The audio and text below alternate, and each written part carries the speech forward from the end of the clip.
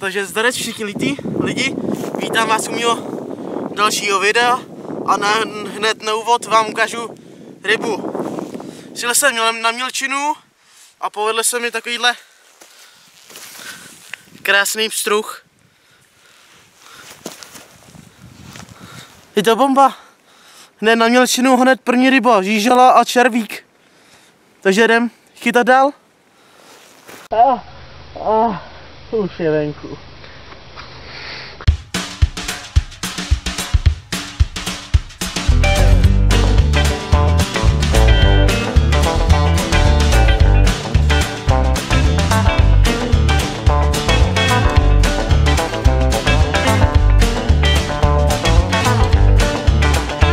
Zaraz ještě jednou, vítám vás u rychlého videa. Dneska jsem sem vydal jenom tak narychlo. Popal jsem jenom 2 pruty a jel jsem. Používám krmení D1, k tomu ten posavač, co jste viděli v minulém videu. Chytám na mělčině. Tady máme takhle krásnou mělčinu.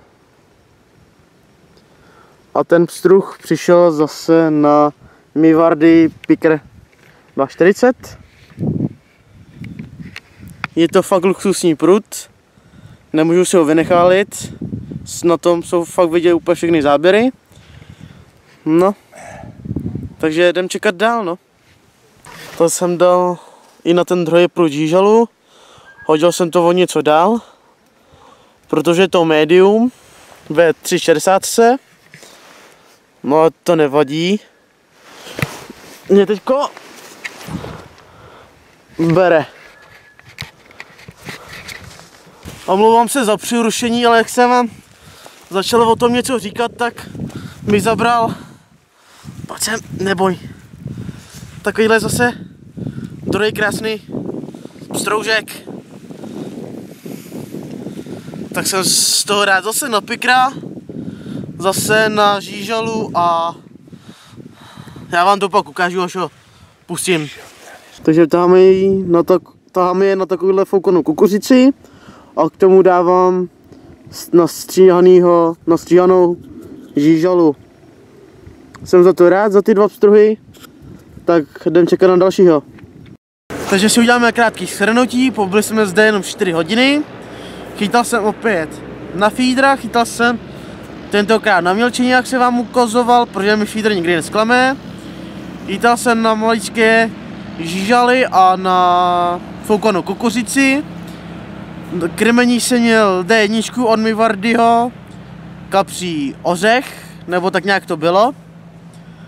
Potom jsem měl do toho ten posilovač. No. Podběrák jsem si zapomněl doma, jak jste asi trochu viděli, tak jsem si tady počil od majitele, ale nevadí.